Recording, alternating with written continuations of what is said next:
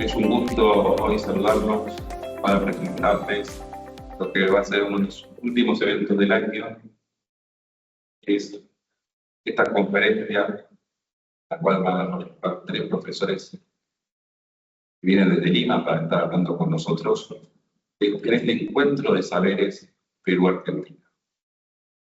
Realmente para nosotros, como universidad, en el marco de la cooperación internacional, resulta muy importante tener la posibilidad de contar con la movilidad docente, poder recepcionar a estos tantos profesores.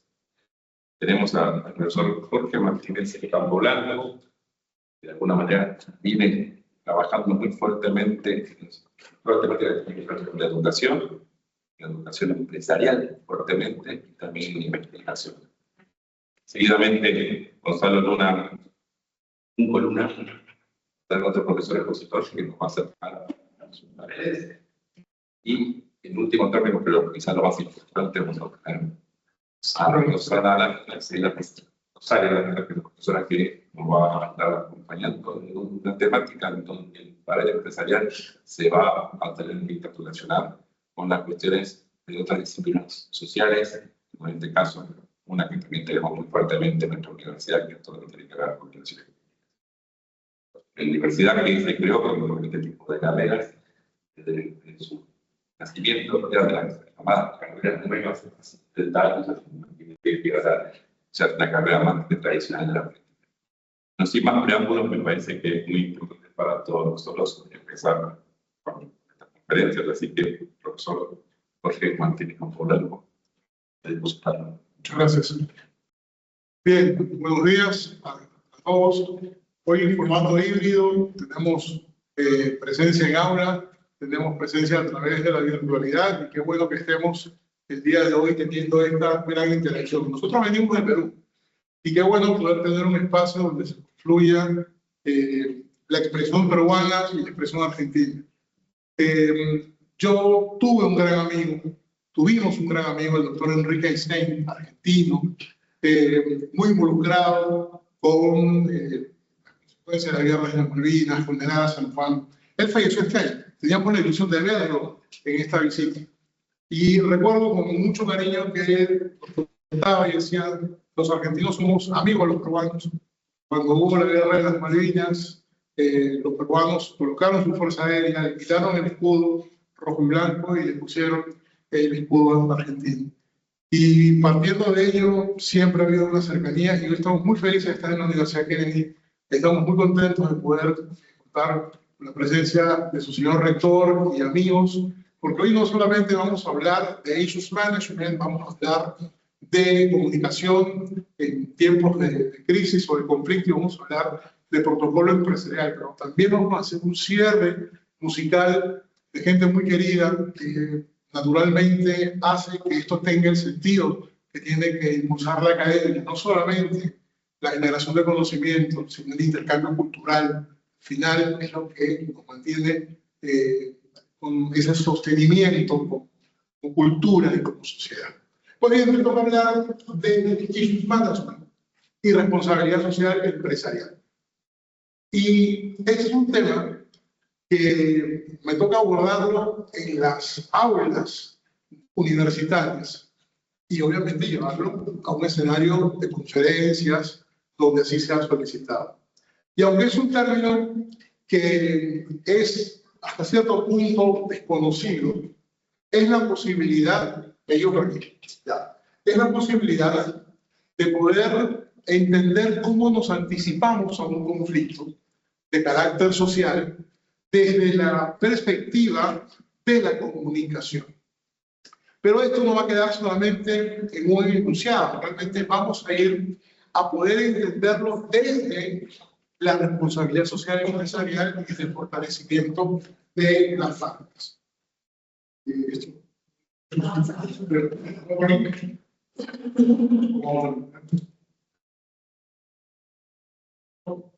Bien, empecemos hablando de los conflictos. ¿Por qué se generan los conflictos?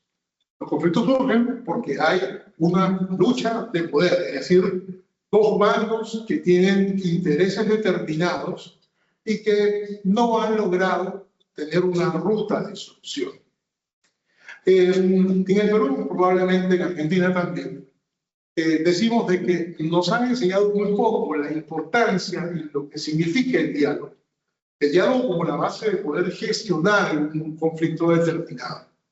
Por esa razón, hoy el Perú tiene, según la presidencia del Consejo de Ministros, algo así como 210 conflictos sociales que no se han podido resolver. Conflictos en la minería, conflictos de reivindicaciones salariales, y por ahí va la cosa. Entonces, cuando podemos tener dos posiciones distintas, podemos tener dos intereses distintos, pero también la aspiración de conciliar, siempre en función del beneficio de la sociedad o de una comunidad determinada, pues en ese momento las cosas podrían ser un tanto diferentes. Para no llegar a esto, fíjense, en esta imagen que la están viendo, quienes están conectados a través de la virtualidad, es una imagen en el centro de Lima. Es una imagen donde hay un grupo de policías y un grupo de manifestantes que han llegado a un punto de conflicto, ¿no? En el centro de Lima suelen llegar vecinos, mineros, profesores de la provincia para manifestar su descontento. Pero, ¿por qué llegar a ello? ¿Por qué llegar al momento en donde simple y llanamente no ha habido un proceso de negociación que tenga un resultante favorable?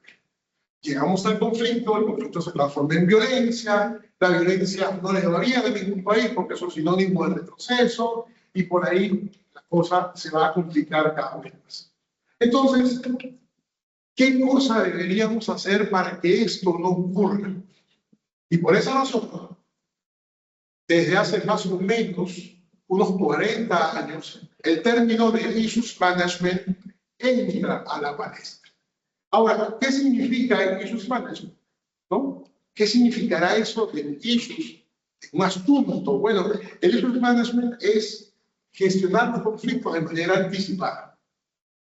A ver, ¿cómo es esto de gestionar un conflicto de manera anticipada? ¿Cómo hago lo necesario para que desde las relaciones públicas, desde la gestión de los stakeholders, desde el abordaje anticipado, no llego a la coyuntura, no llego a la crisis? Esto prácticamente no se utiliza en la gestión pública peruana, ¿no? Y sorprenderá a ustedes que están aquí en Argentina que yo les diga eso, que siendo una metodología tan potente, y además siendo el conflicto algo que va en desmérito de cualquier organización, ¿por qué no se hace? Bueno, esto tiene varias respuestas. En primer lugar, hablar de esta metodología requiere obviamente una formación. En segundo lugar, pareciera que a los políticos les interesa el conflicto. Un país en paz no es un terreno fértil para un político. Entonces, el issues management tiene un protagonismo increíble. Ahora, el issues management, ¿por qué lo conectamos con el mundo de los DIRCOM, de las direcciones de comunicación? Porque, en primer lugar, las DIRCOM son transversales en toda una organización, en cualquier organización. En segundo lugar, porque las DIRCOM tienen una visión acerca de la comunicación interna y externa que tiene mucho valor. Y en tercer lugar, creo que es determinante la gestión de las relaciones públicas.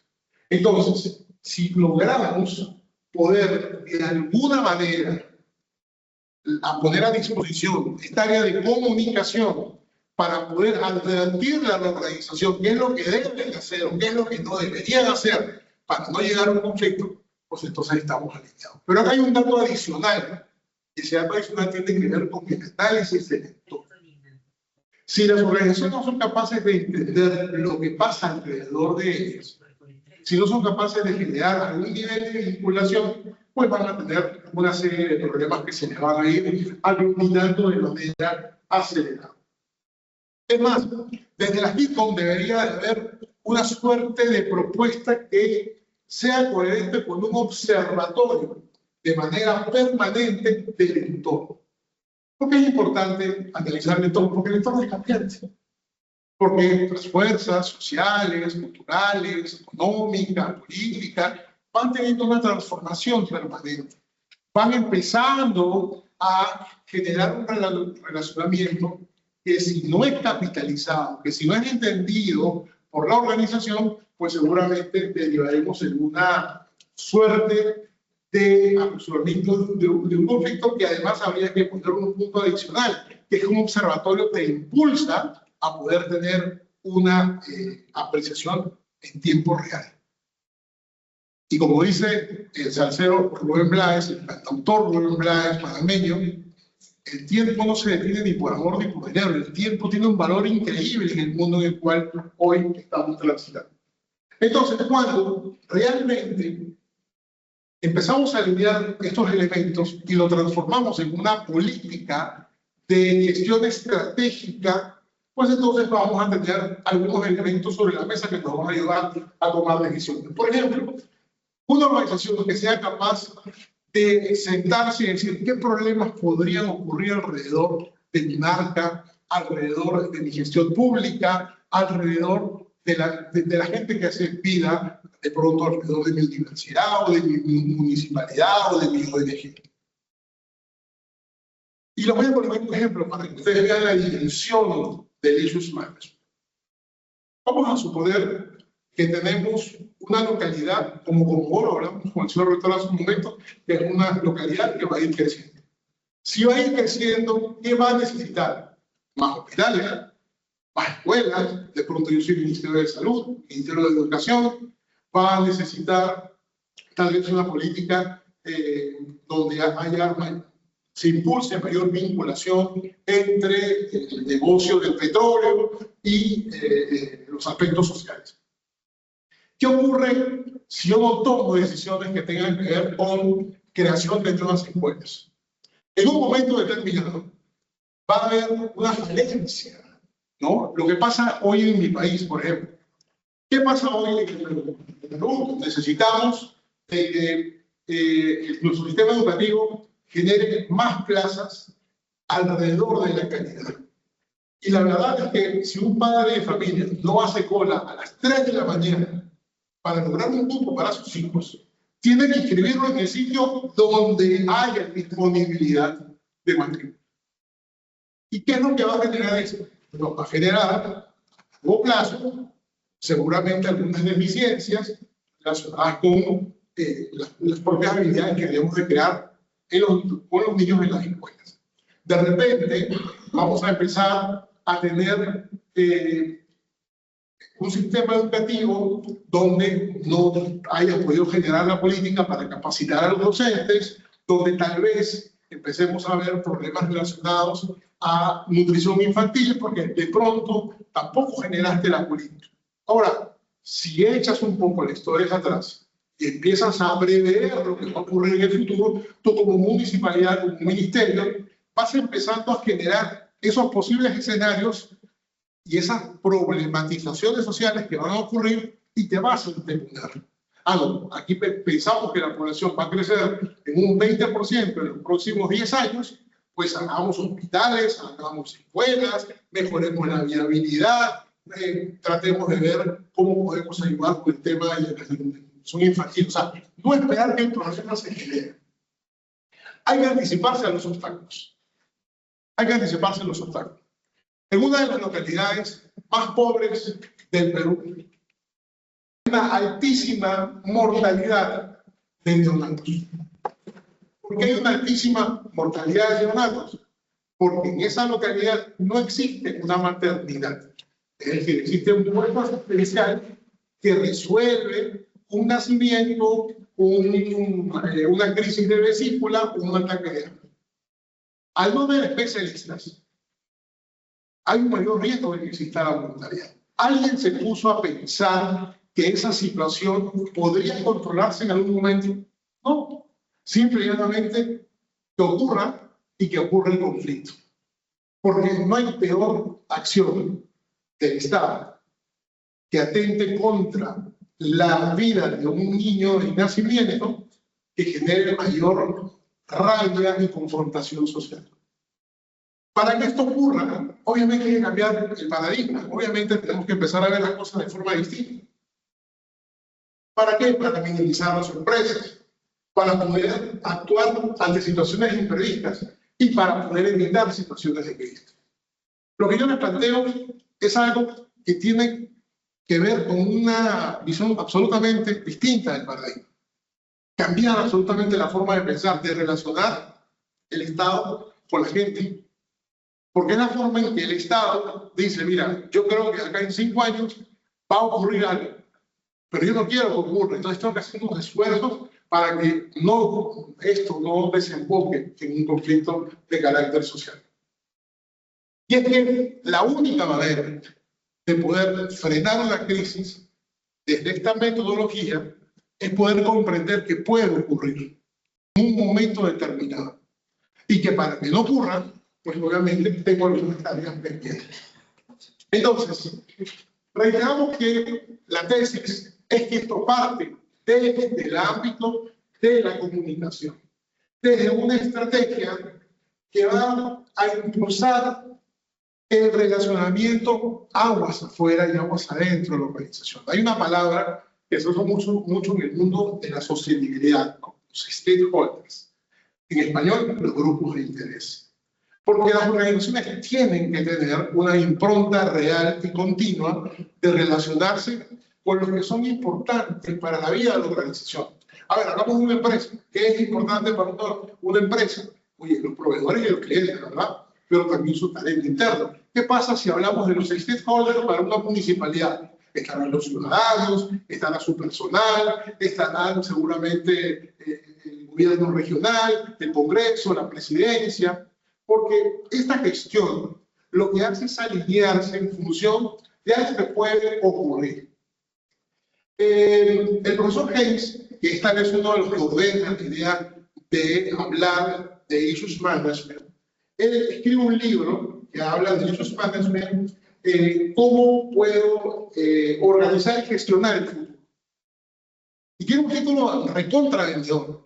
Y tiene un título que ambiciona tomar cada uno de los elementos de un escenario que puede transformarse en una crisis. Ahora, ¿cómo vamos de alguna manera a poder darle sentido a lo que estamos planteando? Porque hemos hablado de analizar el entorno, hemos hablado de gestionar una entidad, un observatorio que vaya definiendo el entorno. Ok, eso está muy interesante, pero realmente lo que va a ayudarnos es aprender a analizar las tendencias que van emergiendo. Y para ello la inteligencia artificial hoy nos da muchas buenas respuestas. Empezamos a gestionar los datos, empezamos a hacer analítica, empezamos a tomar datos en tiempo real que nos pueden ayudar a construir un escenario donde no haya crisis. Es definitivo que una crisis, especialmente como la que vemos en nuestro país, en Perú, suele despertar el interés de la autoridad cuando no hay manera de gestionar, cuando no existe ya la forma de poder mediar. Una de las cosas que yo le tengo particular, digamos, molestia, es esas famosas llamadas mesas de diálogo. Los peruanos somos expertos haciendo mesas de diálogo, ¿no? Se supone un espacio donde hemos llegado a algún acuerdo, donde tal vez hemos empezado a configurar, ¿no? Una solución determinada. Pero esas mesas de diálogo no llegan a ningún sitio porque son hechas para fines meramente mediáticos donde no hay un logro que pueda realmente alcanzarse de manera global. Y además quiero hablarles de lo que representa la gestión del riesgo. A mi hijo mayor, tiene 21 años, en el proceso de crecimiento que tiene hoy en día, yo le hablo mucho de gestión del riesgo. Y hasta hace poco él no me entendía, me decía, papá, pero ¿por qué tú me hablas de gestión del riesgo? Porque nosotros, inclusive, desde nuestra vida personal, debemos pensar cómo gestionamos nuestro propio riesgo. Las organizaciones tienen que gestionar el riesgo. Y para poder tener un riesgo mínimo o un gran riesgo, esto está directamente proporcional a las decisiones que tú vas tomando. Hasta hace poco, un buen amigo era el gerente de continuidad del negocio de Movistar Telefónica en Lima. Nadie la vendía. Pero era hasta hace muy poco el gerente de continuidad del negocio y gestión del riesgo. Era no solamente de los mejores pagados, era el único que tenía un helicóptero en la puerta de su oficina para poder llegar al sitio donde el servicio de telefonía se podía haber interrumpido. ¿Por qué razón? Porque a las organizaciones no les interesa parar. Y una crisis que puede hacer parar, cuando trancan las carreteras y no sale el mineral de una minera, se paró el negocio. Porque te trancó la calle, la carretera, la población. El negocio se paró. Y se acabó. Y eso tiene un impacto terrible en las organizaciones. Por eso es que este amigo tenía la responsabilidad de ir midiendo cuál era el riesgo que movía la operación.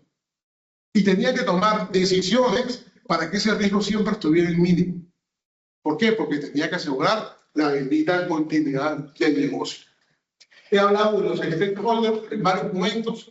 Ya saben que son los grupos de interés. Hay que hacer mapas de calor con los stakeholders porque a veces una comunidad tiene mucha más importancia como stakeholder que de pronto el propio alcalde, que está alrededor de pronto del negocio minero o qué sé yo. Yo siempre cuento esta anécdota, ¿no? Yo tuve la oportunidad de trabajar para gestionar la crisis de una minera, Chinal, proyecto Toromocho. Cuando ellos llegan a la zona de explotación, porque eso lo da la concesión el Estado peruano, el Estado peruano le dice, ustedes pueden explorar y explotar una zona determinada. Pero allá hay un pueblo, Morococha, un pueblo. Y los chinos, los dueños de Chinalco, dicen, nosotros queremos explotar en ese sitio donde está el pueblo. ¿Qué es lo que le ofrecen a los habitantes del pueblo? Vamos a refundar la nueva Morococha. Bueno, la semana pasada pasé por ahí, dicho una de paso. Vamos a refundar la nueva Morococha. Y en esa nueva Morococha vamos a hacer un campamento para todos los que trabajan en la minera, vamos a hacer un colegio de minera, vamos a generar comercios, etcétera, etcétera, etcétera. Adivinen ustedes en qué terminó la historia. En ese pueblo, no, Morococha, hoy en día hay una deserción escolar sobre el 70%. La economía de ese pueblo no sirve para nada. La contaminación sonora, ambiental, es terrible. Y adicionalmente a ello, las tradiciones que tenía ese pueblo se perdieron. Porque la gente se fue. Dígame si esta no es la ruta totalmente opuesta a lo que estamos proponiendo. Hacer todo lo debidamente incorrecto para que se genere un conflicto de carácter social. Esto es real, no les estoy contando algo que me estoy imaginando. Esto pasa. ¿Qué hubiese ocurrido si esa minera hubiese dicho que, ¿saben qué? Vamos a mover al pueblo, pero vamos a generar un bienestar producto de un negocio millonario a este pueblo. Y vamos no solamente a impactar a este pueblo, vamos a impactar a la región completa. Porque además me interesa que formemos acá gente que trabaje en la mina. Nos interesa que las mujeres tengan un nivel de vida bueno, porque eso tiene que ver con la preservación propia de un lugar llamado ahora Morococha. Pero eso es lo que pasa, lamentablemente. Pues, si hacemos las cosas mal, las empresas empiezan a tener algo llamado mala reputación de marca. Y en el mundo de las marcas, de branding, es muy fácil ganarse la mala reputación. Y es muy difícil lograr una buena reputación. Y todas las organizaciones, no importa que usted esté en una municipalidad, o trabaje para Coca-Cola, o trabaje para una universidad. La reputación de marca hoy vale mucho dinero. Y que puede hacer que el negocio o la marca del gobierno se vaya al tacho y deje de funcionar de manera buena. Para ir finalizando, cuando no hemos hecho todo lo que yo acabo de describir con Issues Management, pues entonces toca enfrentar la crisis. A veces hacemos lo que nos corresponde desde la perspectiva del Issues Management y cuando llega la crisis está minimizada porque gestioné mi riesgo. En la clase que dicto de Issues Management planteo un interrogante. ¿Los equipos de crisis son permanentes o nacen cuando nace una crisis? ¿Y por qué es bueno hablar de esto? Porque los equipos de gestión de crisis no pueden ser itinerantes. Si respondemos a que tiene que haber permanentemente un observatorio, un análisis del entorno, no pueden ser itinerantes. Bueno, que se activen en un nivel tal ante una coyuntura, eso lo entiendo perfectamente. Pero hay una respuesta a todo esto que viene desde la responsabilidad social empresarial. ¿Cómo podemos conectar el issues management con la responsabilidad social empresarial? Pues la responsabilidad social empresarial debería ser esa mano que llega donde la empresa no llega habitualmente, ¿no? Ahora, la responsabilidad social empresarial no es a final de año con unos juguetes y con una ropa o un lugar donde hay niños pobres, ¿no? Y soy el empresario más lindo del mundo. Eso no es responsabilidad. Eso es figureteo para las redes sociales. Pero si yo empiezo a entender que puedo tener una relación continua, próspera, que me permita, porque la mayoría de los conflictos tienen que ver con la población o con los ciudadanos, naturalmente, visto desde diversos causales y de diversas consecuencias, pero esencialmente es una cercanía con la gente que menos tiene y con la que hay que darle alguna respuesta. ¿Qué es una empresa socialmente responsable? Pues es una empresa que tiene una convicción por lo social. Ahora, preguntas que nos hacen en el ejercicio que hacemos con Gonzalo, con Rosario, nos preguntan y nos dicen, ya, pero yo hago zapatos. ¿Qué tiene que ver eso con la violencia contra la mujer? No, es que yo hago cámaras de video. ¿Qué tiene que ver eso con la desnutrición de los niños? Bueno, en Gamarra, en Perú, en Lima, hay un sitio que se llama Gamarra. Gamarra es el emporio de Gamarra. Y hacemos muy buena ropa, muy buen precio. Gamarra está sentada en sitios donde hay prostitución, drogadicción, basura. Es un lugar que después de las 7, 8 de la noche uno no debe entrar. Pero ¿qué pasaría si el empresario toma conciencia y dice, oye, yo quiero que esto sea algo maravilloso, que la gente vaya a comprar a las 3 de la mañana, que la gente vaya con su carro y se tome un café y luego vaya y compre? ¿Qué estamos haciendo? Nos estamos anteponiendo o anticipando a posibles conflictos. Y además, que como empresario estoy dejando una huella, porque estoy tratando de generar una coherencia entre esa mina de oro, que es una mina, es Gamarra, con lo que ocurre socialmente alrededor de ella. Y es por eso que hablamos de marcas con propósito.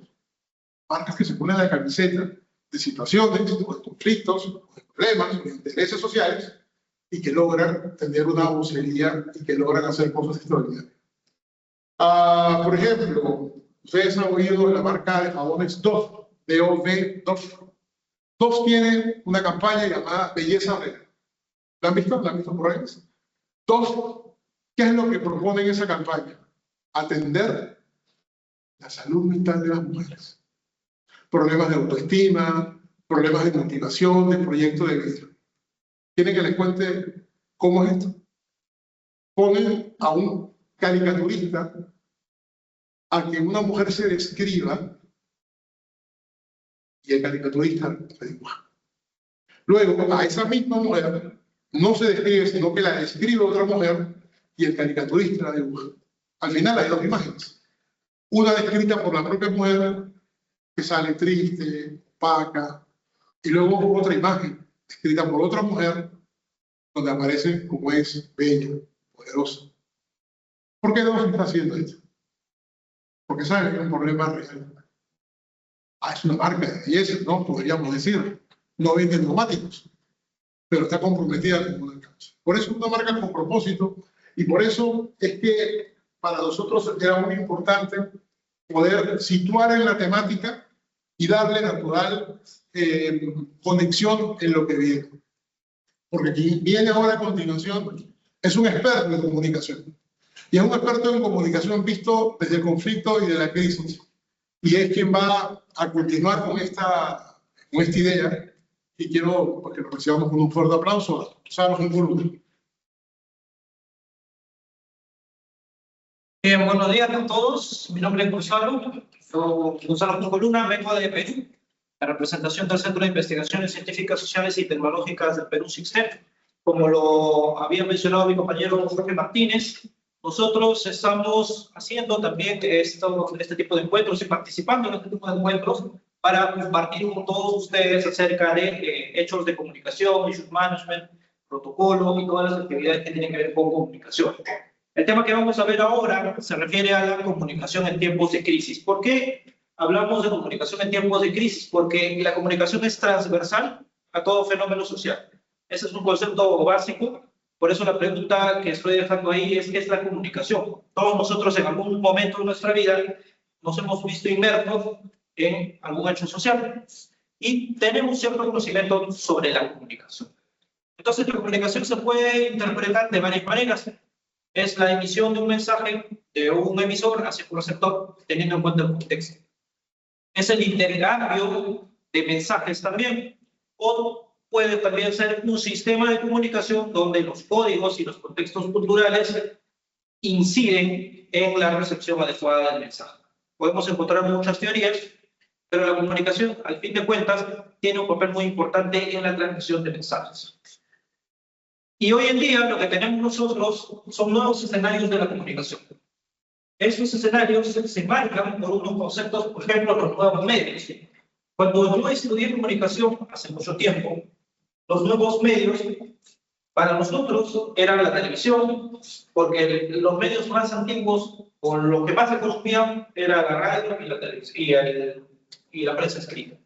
¿Por qué? Porque yo estudié en provincia, ¿no? Y la televisión, pues para llegar a la televisión, uno para trabajar era un poco más complejo. Pero ahora los nuevos medios, ¿qué son? Las plataformas de social media. Tú puedes hacer una cuenta de comunicación a través de Instagram, a través de TikTok. Entonces son nuevos medios los que se generan, los podcasts, los videos de YouTube.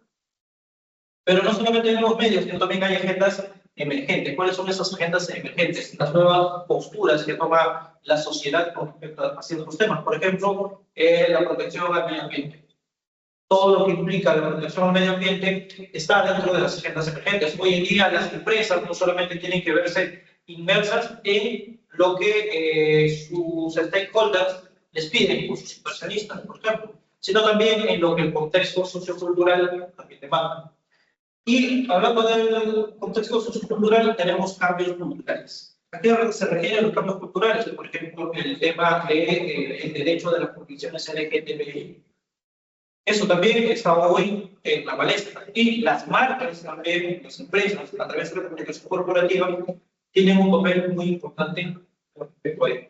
Las nuevas sensibilidades que van mucho de la mano por el tema, por ejemplo, en los Estados Unidos, cuando hubo todo este conflicto del racismo, cuando murió una persona afrodescendiente, también se generaban muchas corrientes a través de las plataformas digitales y las fake news, porque las fake news abundan mucho más en las plataformas digitales, porque es fácil crear fake news y es fácil viralizarlas. Por el simple hecho de que es digital, nosotros podemos crear y también podemos consumir fake news y hacerlas como si fueran reales.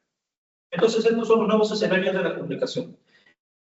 Y al inicio hablaba sobre qué es una crisis, ¿no? La crisis también tenemos que saber tenemos que interiorizarla para poder interpretar y poder tomar acción. ¿Qué cosa es una crisis? Es un hecho inesperado que impacta en la organización, en los stakeholders y en el público al cual se dirige la organización. Eso es una crisis. Por ejemplo, si hablamos de la crisis de comunicación o la crisis de las empresas en el Perú, tenemos acá algunos casos. El Real Plaza es un mall, un centro comercial ahí en Perú. Y en febrero sucedió un hecho muy trágico. Se cayó el techo de una de las sedes en el norte de Trujillo, una ciudad ubicada al norte de Lima. Y esto generó pues, una crisis reputacional. ¿Por qué? Porque la empresa no supo manejar bien su comunicación, sus mensajes, y las personas lo interpretaron de una manera errónea. Interpretado como si la empresa no tuviera sensibilidad para las víctimas. Hubieron 100 personas y hubo más de 80 heridos. Entonces, aquí, este medio de comunicación destaca la pregunta: ¿cuánto puede afectar una comunicación ineficaz en medio de una tragedia? Lastimosamente, el vocero que sacaron para poder dar a entender la respuesta o la posición de la empresa no formó las expectativas. Y el otro caso es el caso de Interbank, que se realizó, que se dio en octubre del 2024, donde se filtraron datos importantes, datos personales, la información de clientes del banco, porque hubo un hackeo de las cuentas, de la base de datos del Banco Interbank en Perú, y esto ameritó que los clientes exigían respuestas. El banco, a través de una comunicación oficial, no supo dar esas respuestas y los vacíos se tienen que llenar con algo, entonces se llenaron con noticias desvirtuadas. Y por eso que también eso conllevó a una crisis. Y esta imagen que ustedes están viendo es un poco antigua, es del 2015, en el cual el Banco de Crédito del Perú es uno de los bancos más grandes que existe en Lima, en el Perú. Y ellos trataron de mostrarse a favor de esta tendencia cuando en el 2015 se dio la validación o la aprobación del patrimonio gay en Estados Unidos. Hay muchas marcas de ese país se sumaron, muchos influencers, muchas personas, empresarios, como el mismo presidente Barack Obama y también Mark Zuckerberg. Y en el Perú, varias marcas se sumaron también en apoyo a esta corriente, a esta tendencia, pero esta comunicación no fue muy vista por las personas que eran usuarios del Banco de Crédito del Perú. Entonces se llenó de muchos comentarios que decían, ustedes quiénes son, ¿por qué no se han pedido lo mismo a nosotros, para apoyar este tipo de tendencias? Y bueno, ahí se generó una crisis reputacional, el banco no supo reaccionar a tiempo para poder decir que esta es una opinión, si esta ha sido una opinión institucional, porque también el dueño del banco en ese entonces no jugaba con los intereses de este tipo de campañas, entonces se generó una crisis alrededor de él. Y cuando hablamos de crisis, siempre es importante mencionar al doctor Luciano Elizalde con la teoría de los niveles de incendio. Acá refiere, Luciano Elizalde, refiere a unas categorías que a manera de una escalera generando al final la crisis. Él habla primero del primer estadio, es el riesgo, que es un hecho potencial que puede ocurrir y que puede afectar una reputación. Cuando esto no es resuelto, en el debido momento se llega a un conflicto. Conflicto, como le explicó el compañero Jorge Martínez, ya es un hecho que va un poco más involucrando a más actores y se genera este concepto que va de la mano, que es conflictividad. Cuando no se resuelve y no se toma acción en los ámbitos y en los campos de acción referidos. Cuando ya entra a tallar la masificación a través de un medio de comunicación, puede ser un escándalo. Y este escándalo ya masifica a través de las plataformas digitales el alcance de este hecho, y al final, cuando nada de eso puede ser rebatido, resuelto, o a través de una comunicación oficial apagada, se genera la crisis. Él menciona estos estadios, y en base a esos estadios surgen estas preguntas que yo le propongo. Al momento de nosotros tener una crisis, nosotros debemos preguntarnos lo siguiente: ¿qué decimos? ¿Cómo lo decimos? ¿Y en cuánto tiempo lo decimos? Estas son las tres preguntas, o los tres momentos básicos o claves de esta comunicación. ¿Qué decir? En los casos que les he presentado, yo me voy a mostrar como una marca empática, yo voy a tratar de resolverlo con rapidez, yo voy a tratar de reunirme con todo mi gabinete de crisis para encontrar una respuesta. Si ya hago este primer paso, ¿qué cosa me provee? ¿Cómo lo voy a decir? Voy a intentar hacer una conferencia, voy a salir en una publicación en las plataformas digitales, voy a hacer una transmisión en vivo. ¿Y en cuánto tiempo lo voy a decir? Porque acá, por ejemplo, en un hecho de crisis, lo que valoran mucho los usuarios es la transparencia, la rapidez y el control que se tiene de parte de la comunicación con respecto a la información. Entonces, esas tres preguntas son claves cuando nosotros queremos afrontar una crisis. Y aquí surge la estrategia de comunicación de crisis que nos plantea el propio doctor Luciano Elizalde. ¿Por qué nos plantea ello? Porque dice que hay dos estadios importantes para poder ya entrar en la ejecución y disminuir la presentación de esta crisis. Él menciona el recobrar la confianza del público. ¿Por qué es importante tener otra vez la confianza del público? Porque una reputación, por ejemplo, toma mucho tiempo construirla, pero puede ser cuestión de minutos en perderla. Entonces los públicos son así de volátiles. Y el otro punto es minimizar los efectos negativos. Si no, uno no actúa, no apaga el fuego en el debido momento, pues lo que ocurre es que se masifica y puede perder la reputación de años, una reputación construida lastimosamente en cuestión de minutos o inclusive horas. Entonces, él lo que plantea es identificar líderes y formar equipos. O sea, y lo que nosotros podemos destacar es la conformación de un gabinete de crisis, que siempre todas las organizaciones y las instituciones deben tener. ¿Quiénes integran un gabinete de crisis? Lo debería integrar al miembro del directorio, la oficina de repente de administración, la misma oficina de comunicación, la oficina de asesoría jurídica. Ya dependiendo de la organización, de repente áreas operativas, se tiene que formar equipos y se tiene que definir líderes o voceros. No todos pueden hablar. Tiene que haber un vocero que interprete la comunicación de la organización y la traslade hacia el público externo. El otro punto es diseñar escenarios de crisis. Hay que ponernos en la labor de simulación. Hay que identificar cuáles son estos campos de acción en los cuales se puede presentar la crisis y actuar. Y hay que tener como los pilotos escenarios. ¿Qué pasa si yo conduzco mi nave en un ambiente muy cálido? ¿Qué pasa si este ambiente se vuelve tempestuoso? Entonces, de esa forma, tenemos que diseñar escenarios de crisis. Y luego identificar los públicos estratégicos y los canales. Una empresa tiene stakeholders, entonces no es lo mismo si un hecho de importancia, por ejemplo, afecta a mis compradores, un hecho de importancia afecta a, por ejemplo, a mis accionistas. Entonces hay que identificar a los públicos estratégicos y los canales también por los cuales se va a distribuir esta respuesta en la crisis. Y finalmente diseñar protocolos de respuesta. ¿Qué cosas voy a hacer primero? Si voy a salir a los medios de comunicación, voy a salir en cuentas institucionales, voy a convocar a una conferencia de prensa, voy a hacer una open guide, o sea, unas puertas abiertas para que la gente venga y constate lo que está pasando, las reacciones que yo tengo. Se tienen que definir protocolos de respuesta. Entonces, en definitiva, tenemos las conclusiones por las cuales nosotros tenemos que definir acciones respecto a una crisis. Estar alertas a los nuevos escenarios de comunicación. Siempre hay que analizar el terreno y también estar pendiente del avance de la tecnología, porque la tecnología genera estos nuevos escenarios. Conclusión 2. Identificar claramente los escenarios de una crisis. Hay que rastrear todo. No hay que decir, no, este no se puede generar, porque si uno duda o lo descarta y se genera y no tenemos un protocolo de respuesta, lo podemos complicar.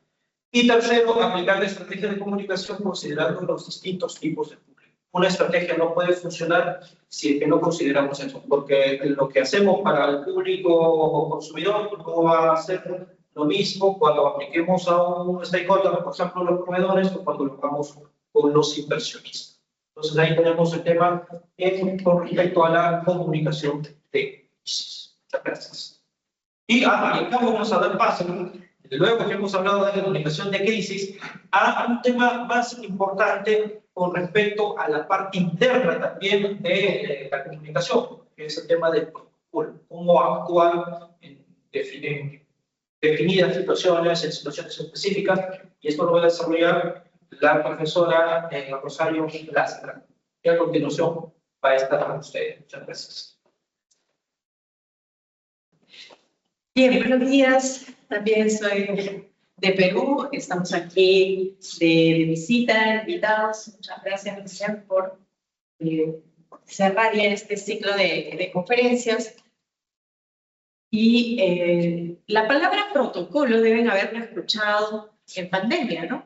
Marzo del 2020 hemos escuchado mucho la palabra protocolo, quizás antes no, pero protocolos son normas y reglas a seguir. Entonces, para identificar un poco, en pandemia sí, pues había que seguir normas y reglas para poder sobrevivir, ¿no? Entonces, ahora vamos a tocar el tema del protocolo empresarial. ¿Cómo tengo yo normas y reglas dentro ya de una institución? Puede ser cuando postulo para conseguir un empleo o cuando ya estoy trabajando en él, ¿no? Entonces, el protocolo se nutre, o la base principal es el protocolo oficial, ese protocolo que es de la realeza, ese protocolo que venía antes de los Luises, ¿no? Luis IV, Luis V. Y se forman las normas y reglas. De ahí para acá ya tenemos reglas y normas que se pueden realizar dentro de las instituciones empresariales o dentro de nuestros centros laborales, ¿no? Uno de los índices más fiables, dicen, para conocer el grado de civilización de las personas es ver cómo se comportan en sociedad. No debo yo tener un comportamiento solamente para un momento. Tiene que ser natural, real, desde tu casa hacia la empresa o la vía pública, ¿no? La regla de oro para comportarse bien es comportarte bien en casa. Entonces, todo va a fluir y no tengo que yo hacer un esfuerzo o ser como en ciertos momentos sí y ciertos momentos. Pero también se entiende por protocolo empresarial a las reglas y las normas que cada empresa tiene y que lo tiene para sus empleados, tanto internamente como un comportamiento también externamente. Por ejemplo, ¿no? Si tú estás trabajando en una empresa y usas uniforme, con ese uniforme no puedes ir a ciertos lugares de baja reputación. Pues tienes que tener ese protocolo que ya es externo, que estás fuera ya de la institución, pero que sí están llevando el uniforme, ¿no? En esos casos. Pero también existen protocolos que el Estado lo coloca. Por ejemplo, puede haber normas y reglas que la institución coloca, pero también el Estado en ciertas ocasiones. Por ejemplo, cuando hay huelgas o protestas y se suspenden, por ejemplo, las clases en las universidades o en los institutos. Entonces, esa es una norma o regla o un protocolo a seguir, pero que lo mande el Estado. Y entonces, por ejemplo, los protocolos empresariales, cada empresa pone sus propias normas. Digamos que es una empresa de transporte. Las empresas de transporte le dicen que el público o los pasajeros no pueden interrumpir la labor del conductor, porque lo puede distraer. Entonces, es una norma, es una regla que está impuesta. Pero también, por ejemplo, y eso nos ha sucedido ahora que hemos estado en Comodoro, ¿no? Las empresas de transportes, cualquiera que sea, tienen que tener sus normas y reglas para poder comunicarse con sus usuarios. Y nos ha pasado actualmente, ¿no? Si ha habido cambio de vuelo, entonces tiene que avisar la empresa a todos sus usuarios. Y nos ha llegado correos electrónicos diciendo que se ha cambiado el vuelo por unos 10 minutos más, después volvió a enviar otro por 30 minutos más. Entonces son protocolos a seguir, porque si no hay esa comunicación con el usuario, pues vamos a estar como que en el ámbito. También hay detalles a tener en cuenta cuando hablamos de protocolo. Por ejemplo, algunas empresas eligen ciertos colores para sus logos, para la infraestructura, basado en lo que ellos quieren como identidad. Pero también cuando tenemos el contestador telefónico, también hay una musiquita en todas las sedes, por decir, todos iguales. Entonces, identifica a las empresas. Como también puede ser el tipo o la forma o el speech que tenga la persona que va a contestar el teléfono. No son protocolos. Nadie puede contestar diferente, que ya se ha creado un speech para eso. Y también en algunas ocasiones, cuando nosotros llamamos por teléfono, hay una musiquita de fondo hasta que te cambien a un anexo, ¿no? Ese también tiene que ser el mismo en todas las. Pero también en el área laboral hay un protocolo empresarial en la cual debe existir la cortesía. Qué bueno fuera, dice, si todos los empleados fueran corteses entre sí. Sería una convivencia más pacífica, más llevadera. Sin embargo, a veces no se cumple, ¿no? Y la convivencia dentro de nuestros centros laborales debe haber un sentido común, pero también tiene que haber el humor, la empatía con las personas. Y el trato que debe existir en los protocolos empresariales, por lo menos en Perú, se acostumbra mucho a las jerarquías, ¿no? De abajo hacia arriba o viceversa, pero se tienen que utilizar las jerarquías. Se utiliza mucho todavía en Perú el usted. No sé si acá en Argentina lo usamos o de repente tuteamos, pero sí es mucho más formal. No sé si aquí también suele suceder lo mismo. En cuanto a la vestimenta, también existe un código de vestimenta para ir a trabajar. En algunos casos hay uniforme, en otros casos es formal, en otros casos es casual, y en otros tipos de trabajo podría ser hasta sport, dependiendo cuál es el nivel o el área donde tú trabajas. Pero si utilizamos, por ejemplo, una empresa seria, formal, entonces también el personal va a tener su tipo de ropa, como un traje o como nosotros le llamamos sastre, cuando es un pantalón y un saco del mismo color y la misma tela.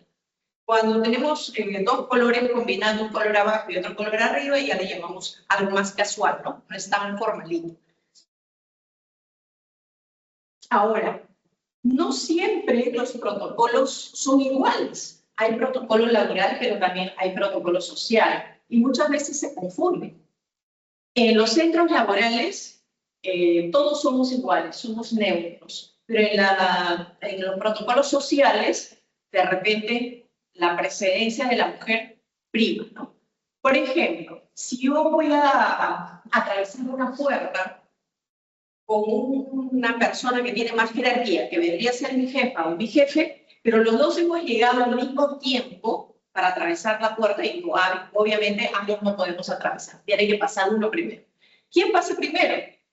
En este caso, cuando estamos dentro del centro laboral, bajo el techo de nuestra empresa, entonces pasa primero el que tiene más jerarquía, aun cuando yo sea mujer.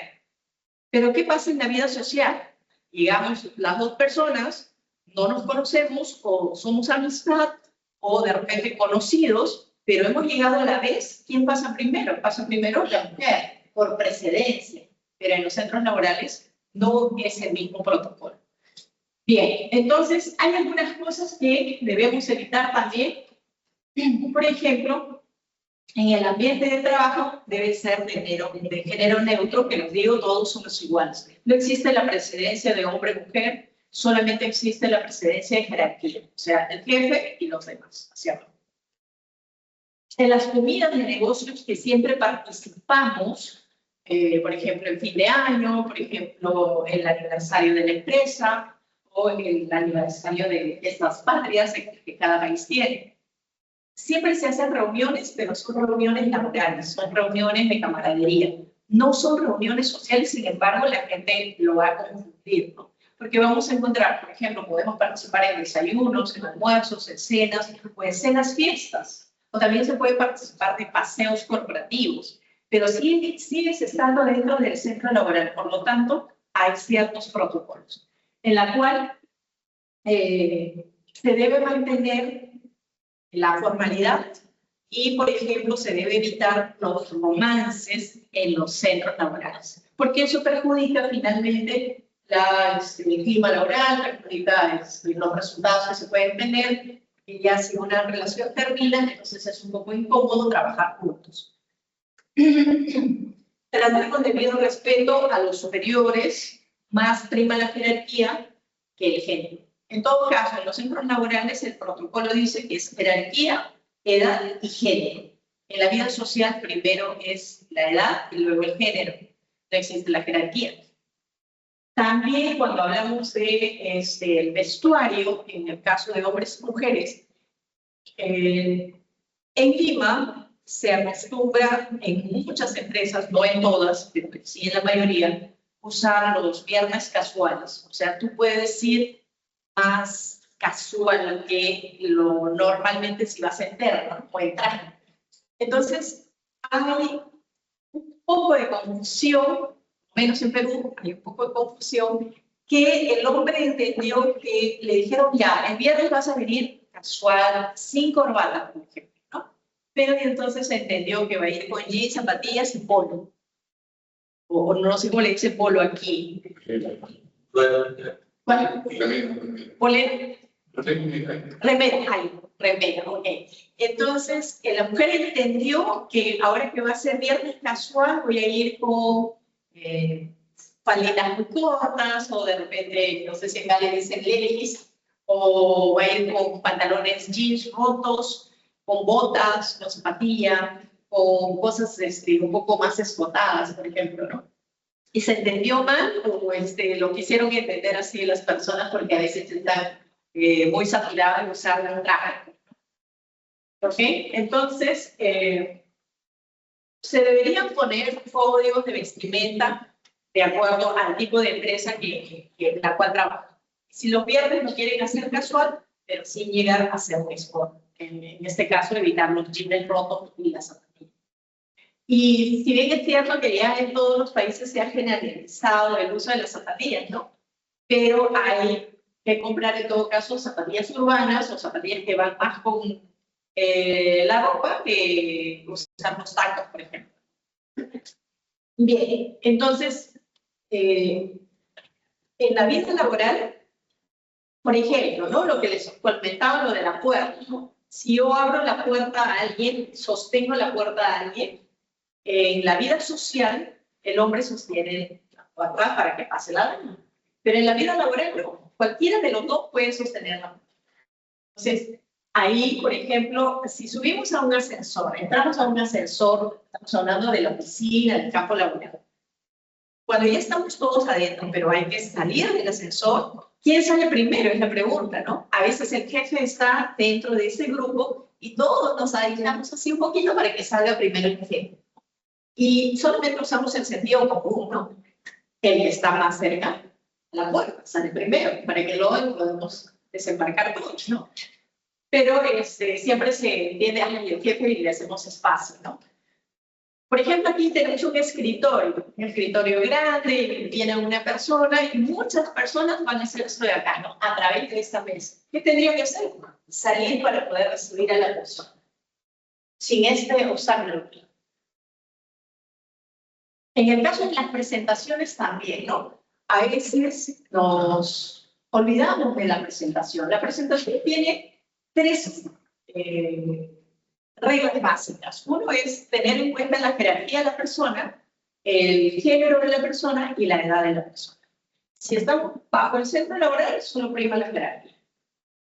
Y después sería ya la edad y luego el género.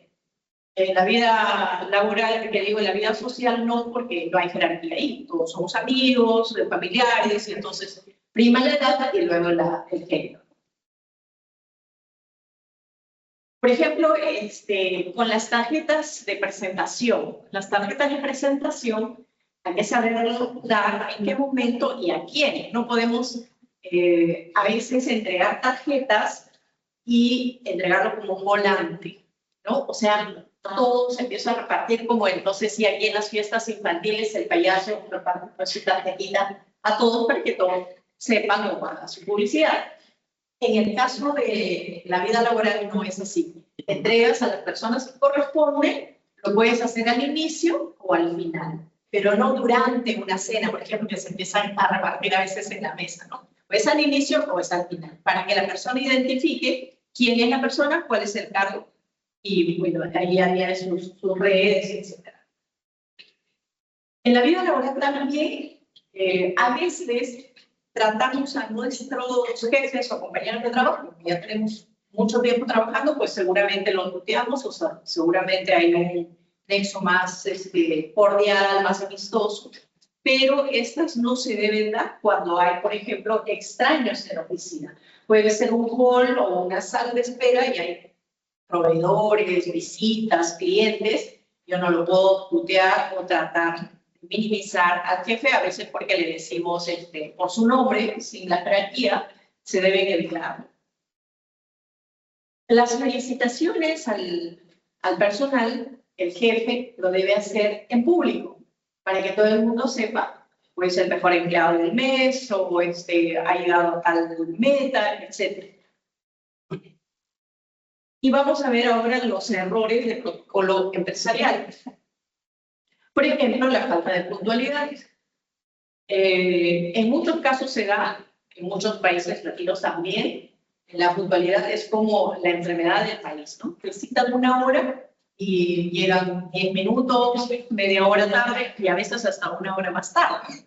Por eso que muchas personas de negocios dicen, oye, por si acaso hay que ser puntual. Y siempre hay que ser puntual, minutos antes, dependiendo del tipo de evento. Si es una reunión de negocios, hay que ser pues, minutos antes, tampoco a un extremo, pero no podemos llegar tarde. Sin embargo, cuando hacemos el trabajo de docente, por ejemplo, en mi caso, algunos estudiantes llegan pues 10 minutos tarde, 20 minutos tarde, ¿no? Entonces ya la puerta está cerrada, ya las inició y ellos se basan mucho en los 10 minutos de tolerancia. Los 10 minutos de tolerancia es la falta de respeto y consideración a la persona que ha llegado puntual, ¿cierto? Entonces todos tratemos de ser puntuales en lo posible. Hacer esperar, por ejemplo, a alguien cuando estamos en la oficina y de repente viene un proveedor, viene un cliente y le decimos, tómenos un momento, y de repente la persona se olvidó y lo deja ahí esperando. O muchas veces para hacerlo como más importante al jefe, lo dejamos ahí de lado, ¿no? Ah, sí, un momentito, él está ocupado, está en una reunión, ya va a salir. Y entonces eso no se debe hacer. Son errores de protocolo. En todo caso, tienen que avisar si el jefe no está o va a demorar y cuánto tiempo va a demorar, si desea volver o desea esperar. Las llamadas de atención no se hacen en público, ¿no? Se citan a la oficina y ahí pues puede hacer algunas indicaciones o de repente una llamada de atención. Aplicar en las empresas ya el beso social. Eso es relativo, por decir. Según las reglas, no se deben dar besitos en la vida laboral, pero en la vida real sí las personas están acostumbradas a dar besitos en las oficinas, ¿no? Es decir, entre compañeros de trabajo, entre jefes o entre visitas o entre clientes también. La teoría dice que no debo dar besitos, porque los besitos solo es para la familia y los amigos, pero en la práctica muchas veces se dan. Así que dependiendo de las culturas de cada país, de cada costumbre, se puede decir.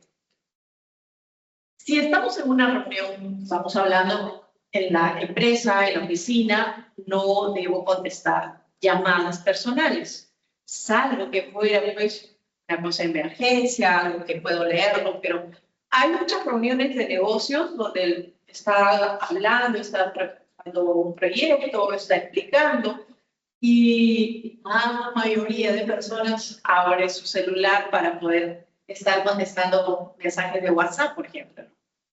Eso se debe evitar porque se ve mal, es como que no estuviera atento, no tuviera interés y además también nos desconcentra. Si nosotros estamos desconcentrados y la persona está explicando su proyecto, pues no lo vamos a poder entender. Con las tecnologías que hoy en día tenemos, hemos perdido un poquito el saludo, decir gracias y el despedirse, ¿no? Siempre los WhatsApps a veces mandan muy temprano, por ejemplo, o envían WhatsApp muy tarde también. Si tú conoces de repente el horario de tu amistad, bueno, tú le puedes enviar de acuerdo a ella, pero si no conoces, no le puedes enviar un mensaje después de las 9 de la noche y tampoco a las 6 de la mañana. Sin embargo, a veces a uno a las 6 de la mañana ya nos están indicando ni siquiera buenos días, hola, sino de frente, ¿no? No te olvides de mandar el informe, por ejemplo. Eso no se debe dar, es otro error. En los negocios, bueno, ya lo dije, ¿no? No hay distingo de género, siempre se presenta primero a la persona de más jerarquía y luego a los demás.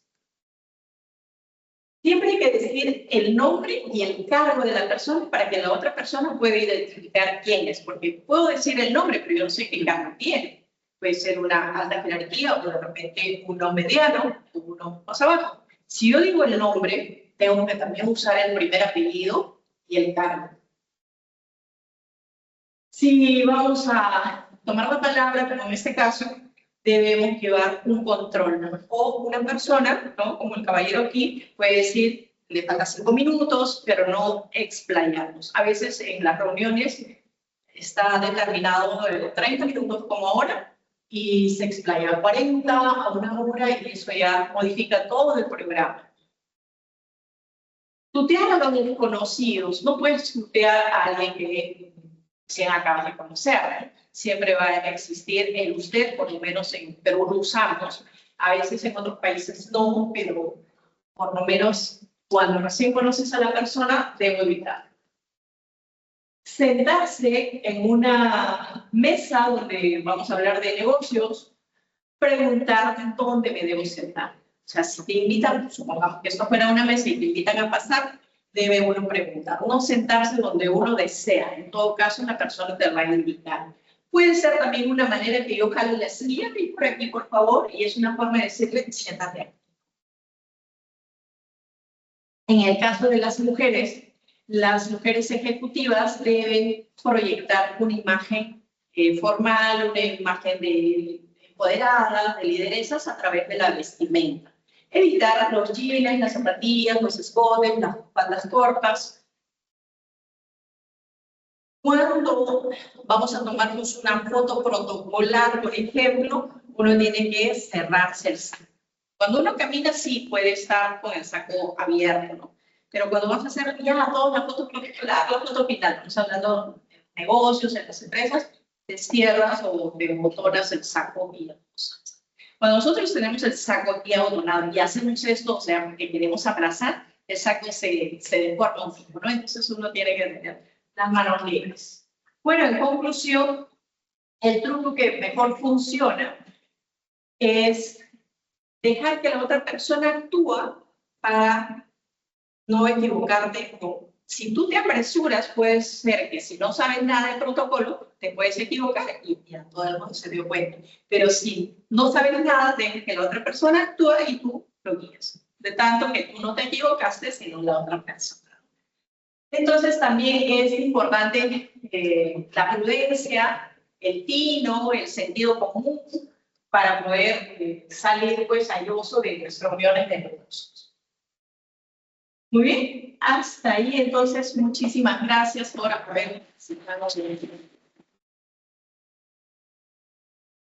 Bien, y como parte ya también de este intercambio de saberes, vamos a presentar un momento cultural que hemos preparado también para todos ustedes, una muestra de talento que queremos brindarles y va a estar a cargo de la agrupación Planta Baja, para la que pido fuertes palmas para que inicie su presentación. Hola, ¿cómo están? Nosotros somos Israel y María. El motivo por el que estamos aquí es por el señor Jorge, quien es un gran amigo que conocemos desde hace muchos años. Compartimos con él este tipo de experiencias en Perú. Vivimos en Lima nosotros hace 2 años. Desde hace 7 residimos acá en Argentina.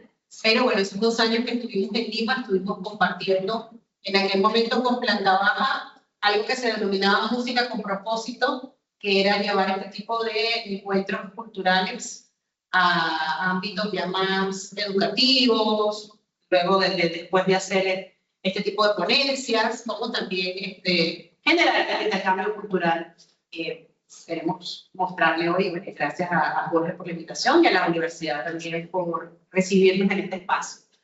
El primer tema que vamos a hacer es una tonada venezolana.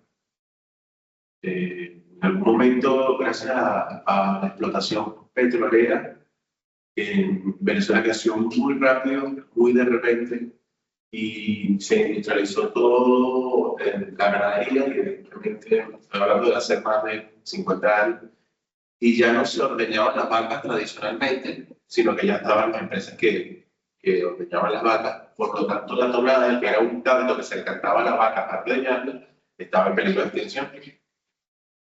Y era algo muy autóctono del llano de la pampa de Venezuela, del llano venezolano. Y entonces, Simón Díaz, un gran compositor venezolano, comenzó a grabar las tonadas para que se perdieran las tonadas. Esta es una de sus más famosas, la que vamos a interpretar, la de María, se llama Tonada de Luna Llena. Es una de las que tiene más versiones a nivel mundial, inclusive Caetano Veloso grabó Tonada de Luna Llena y estuvo en una película de la que no parece que se pudo ustedes. Esperemos que les guste. Tonada de Luna Llena.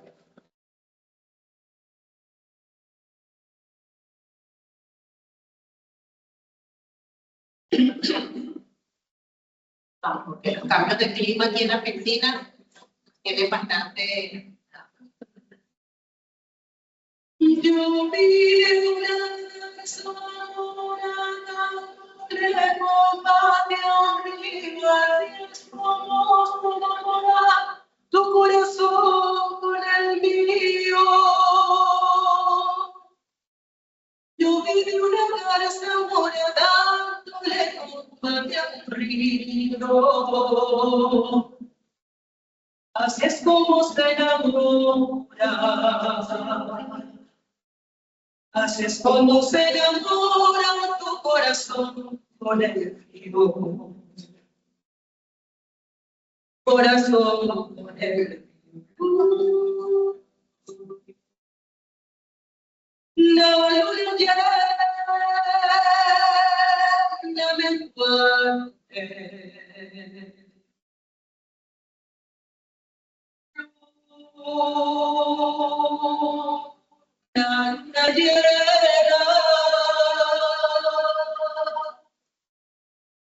menguante.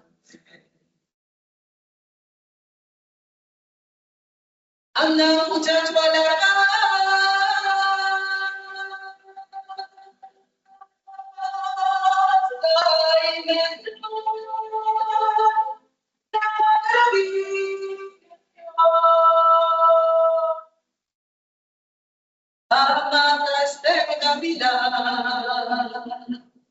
pero me deje allí.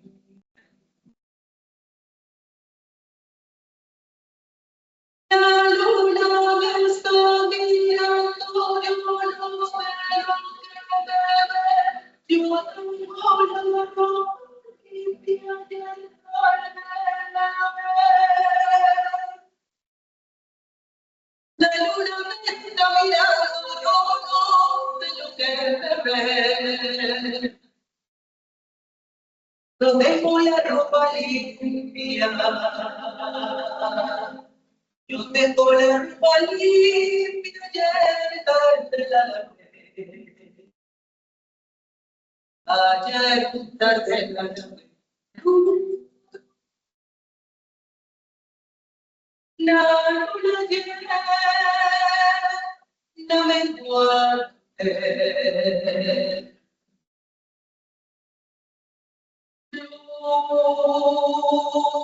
La luna llena menguante.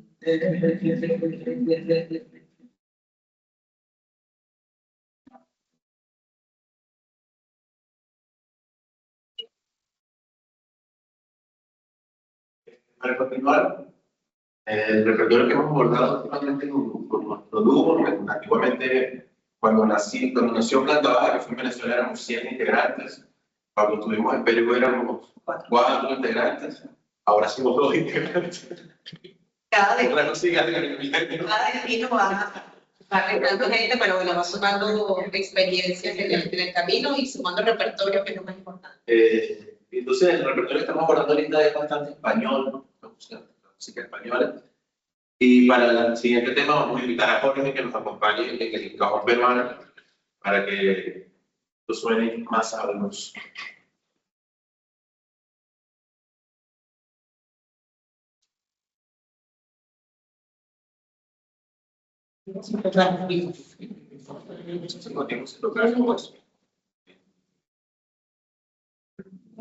Bueno, escuchaba las charlas y pensaba que para evitar los conflictos necesitamos claridad. El tema se llama así, claridad.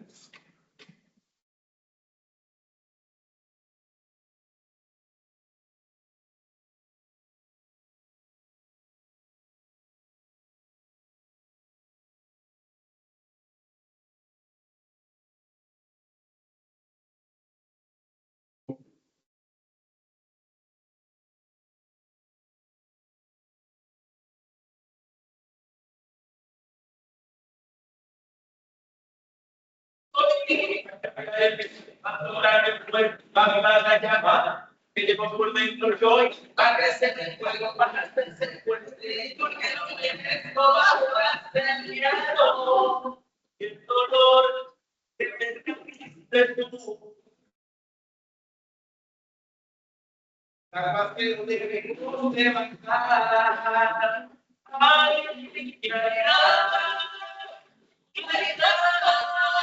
para mi camino. Por el que me sangre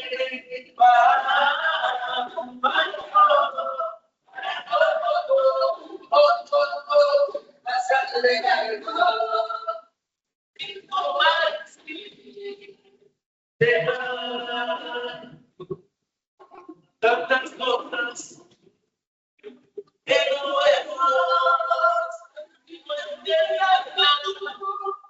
que va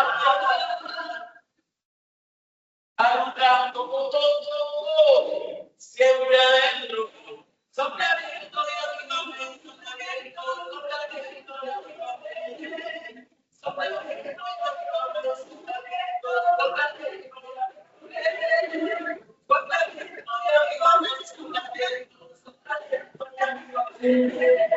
soplamiento de abdomen,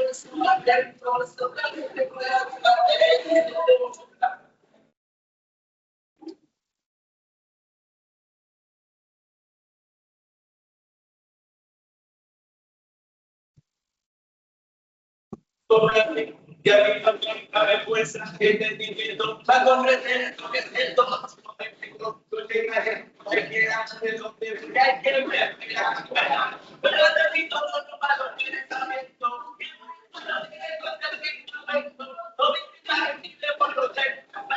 Yo he aprendido una lección.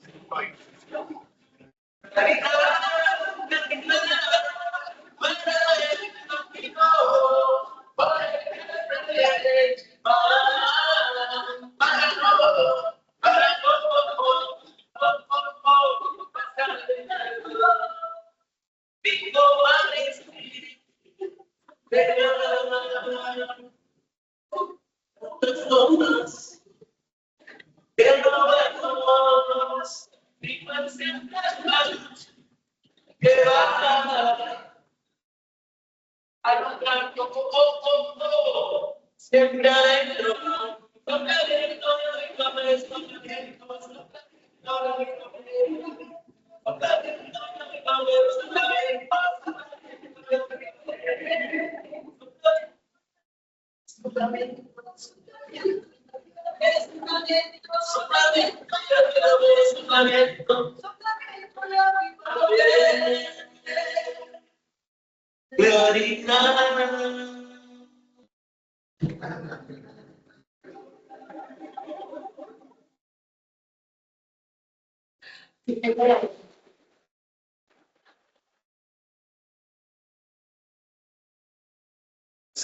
Vamos a hacer, bueno, esa invitación.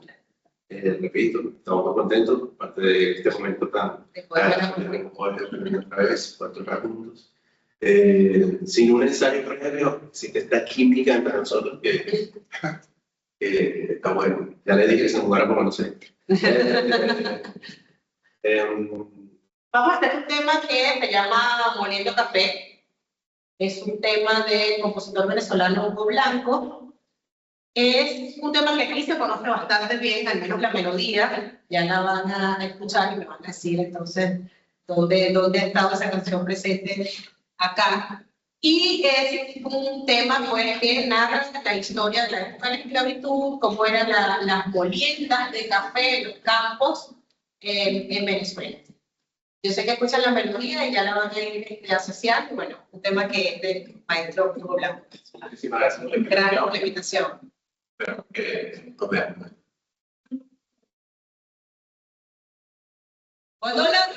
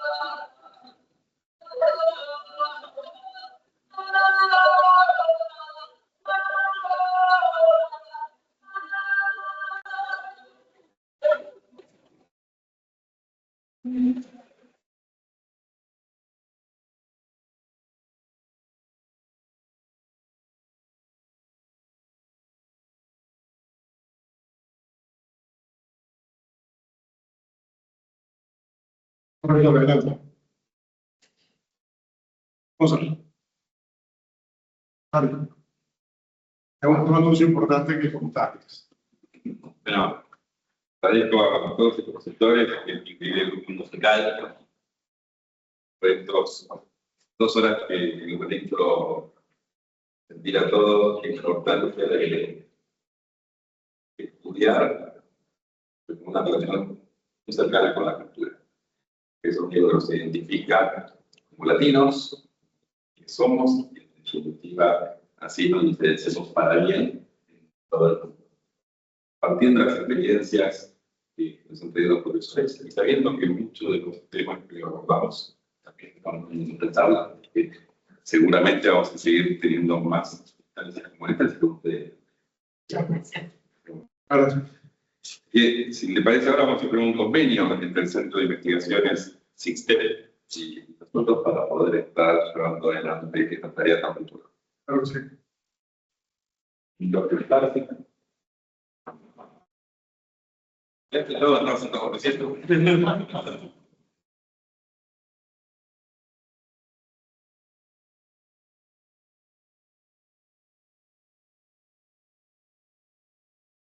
No me siento.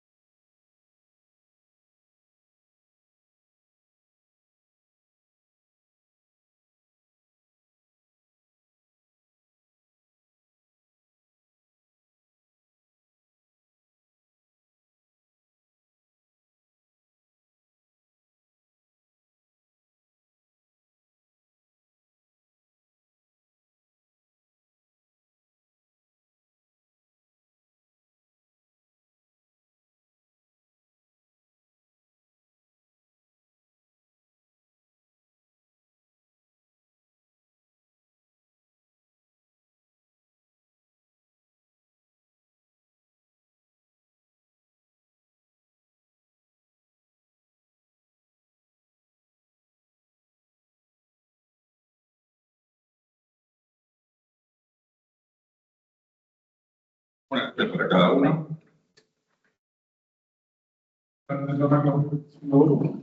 Pudimos felicitar y poder suscribir este convenio y además define el futuro y un poco como objetivo de la red, qué va a ocurrir en el futuro. Y además, visto desde la comunicación, visto desde la música, visto desde la integración entre 2 culturas hermanas, que es muy importante. Hemos, en este viaje fugaz, por Buenos Aires, no por Argentina, pasado por Comodoro Rivadavia, una cantidad importante de ellos, pero estamos nosotros convencidos en el sistema de que estas oportunidades son valiosas. Hoy el sistema tiene convenios con más de 30 universidades en toda América Latina. Han sido años de mucho trabajo. Gonzalo Junco, toda la familia Sistem, todo el consejo directivo, ha puesto siempre el mejor entusiasmo por generar estos espacios. No es fácil, especialmente en nuestro propio país, es muy difícil convencerles de lo que nosotros hacemos en Perú, pero por fuera bueno, hemos logrado posicionarnos en la marca y hacer proyectos en común. Así que celebro este espacio y les agradezco mucho la oportunidad de habernos dejado plantear cosas y que esta actividad fue un poco disruptiva, tal vez haya tenido pues, éxito de trascendencia. Supuesto. Muchísimas gracias a ustedes. La verdad que bueno, este sea el inicio de varias actividades juntos. Seguro que sí. Pero antes de terminar, uno de los aliados para Sistema es la Fundación Foro Reflexión. Disculpen ustedes el acto protocolar que termina así con la camisa representada, seguramente la profesora Rosario me dirá de que no estoy teniendo el mejor performance, pero creo que el espacio es termino. La Fundación Foro Reflexión Perú es un espacio que están haciendo que comentábamos en estos días allá en Comodoro Rivadavia, fueron nuestros anfitriones. ¿Por qué el interés de seguir generando espacios de conversación alrededor de la justicia? La Fundación Foro Reflexión Perú tiene 3 palabras: orden, progreso y transparencia. Que todos quisiéramos que todos nuestros países tuvieran un poquito más de orden, ¿no? Un poquito más de transparencia, seguramente fuéramos menos corruptos y naturalmente esto es enfocado al desarrollo. Y nosotros tenemos una máxima insignia, que es la medalla por un Perú más justo, pero puede ser por una Venezuela más justa o por una Argentina más justa. Por eso es que queremos hoy darles este reconocimiento, que es muy especial, porque también queremos invitarles a todos a mirar ese futuro, que solamente es posible construirlo desde espacios como este. No es, de repente ustedes dirán, sí, la vida académica que podemos tener nosotros, que tienen ustedes, ahí ocurren cosas, no es así. Estos espacios no se encuentran con mucha facilidad, son raros. Y el reconocimiento a lo que sabemos usted hace, permítame entregarle esta medalla con mucho respeto y con mucho estima para usted. Y aunque dice por un Perú más justo, yo lo repito, que ahí ponga la Argentina, porque esa idea, que se pueda generar esta sinergia. Muchísimas gracias.